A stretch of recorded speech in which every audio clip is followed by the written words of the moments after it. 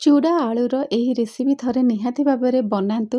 Guarantee ଛୁଆଙ୍କଠୁ ଆରମ୍ଭ କରି ବଡ଼ ପର୍ଯ୍ୟନ୍ତ ସମସ୍ତେ ଖୁସିରେ ଖାଇବେ। ଖାଲି ମୁଁ ନୁହେଁ, ସବୁ ଗୃହିଣୀମାନଙ୍କର ଗୋଟେ ବହୁତ ବଡ଼ କଷ୍ଟ ସମୟ ହେଉଛି ସନ୍ଧ୍ୟାବେଳେ କିଛି ଜଳଖିଆ କରିବା। କାରଣ ଦିନ ତମାମ ଆମେ ପୁରା ଜଳଖିଆ ଏବଂ ରୋଷେଇରେ ବ୍ୟସ୍ତ ଥାଉ ଏବଂ ସନ୍ଧ୍ୟା ହଉ ହଉ ରାତି ସାଙ୍ଗେ ସାଙ୍ଗେ ହେଇଯିବ। ସେଥିପାଇଁ ଡିନରର ମଧ୍ୟ ଆମେ ପ୍ରିପାରେସନ୍ କରିଥାଉ।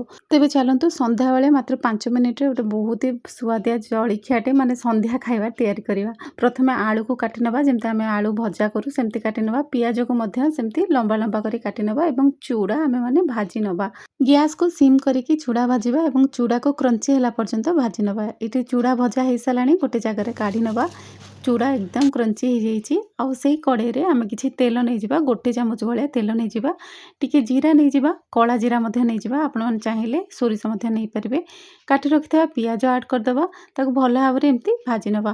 ପିଆଜ ଭାଜି ହେଇସାରିଲା ପରେ, ହାଲକା ଭାଜି ହେଇସାରିଲା ପରେ ଯେଉଁଠି ଆମେ ଭୃସଙ୍ଗା ପତ୍ର କିମ୍ବା ଧନିଆ ପତ୍ର ଯାହା ବି ଥିବ ଆଡ଼୍ କରିବା ଏବଂ କାଟି ରଖିଥିବା ଆଳୁକୁ ଆଡ଼୍ କରିକି ଭଲ ଭାବରେ ଆମେମାନେ ଭାଜିବା।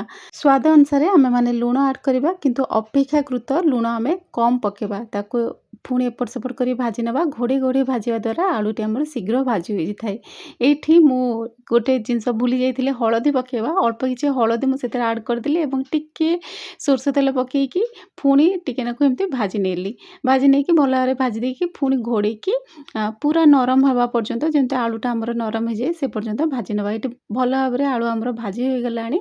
ଏବେ ଚାଲନ୍ତୁ ସେଥିରେ ଆମେ କାଟି ରଖିଥିବା ଧନିଆ ପତ୍ର ଆଡ଼୍ କରିବା ଏବଂ କିଛି ମସଲା ଆଡ଼୍ କରିବା, ମାନେ ଚାଟ୍ ମସଲା ଟିକେ ଆଡ଼୍ କରିଦେବା। ଆଉ ବିଟ୍ ଲୁଣ ଯଦି ଅଛି ବିଟ୍ ଲୁଣ ମଧ୍ୟ ଆଡ଼୍ କରିଦେବା। ଏସବୁ ହିଁ ଆମର ଆଡ଼୍ କରିକି ଆଳୁକୁ ଭଲ ଭାବରେ ଭାଜି ନେବା। ବିଟ୍ ଲୁଣ ଟିକେ ପଛରେ ପକାଇବା, ମାନେ ଚୁଡ଼ା ପକାଇ ସାରିଲା ପରେ ପକାଇବା। ଚୁଡ଼ା ପକାଇକି ଆଳୁ ଏବଂ ଚୁଡ଼ାକୁ ଭଲ ଭାବରେ ଏପଟ ସେପଟ କରି ଭାଜି ନେବା। ଆଞ୍ଚ ଆମର ପୁରା ସିମ୍ ରହିବ, ହାଇ ଆଞ୍ଚ ଆମେମାନେ କରିବାନି। ଭଲ ଭାବରେ ଭାଜି ହେଇସାରିଲା ପରେ ଶେଷକୁ ଟିକେ ବିଟ୍ ଲୁଣ ପକାଇଦେବା ଏବଂ ସ୍ୱାଦ ଆମର ବହୁତ ହି ବଢ଼ିଆ ଆସେ। ଏହି ଆଳୁ ଆଉ ଚୁଡ଼ା ଭଜା ନା ସନ୍ଧ୍ୟାବେଳେ ଖାଇବାକୁ ବହୁତ ହି ଭଲ ଲାଗେ। ଆଶା କରୁଛି ନିହାତି ଭାବରେ ପସନ୍ଦ ଆସିଥିବ ଏବଂ ଚ୍ୟାନେଲକୁ ସବସ୍କ୍ରାଇବ୍ କରିବେ। ଫେସବୁକରେ ଦେଖୁଥିଲେ ଫଲୋ କରିବେ। ଜୟ ଜଗନ୍ନାଥ, ବାଏ।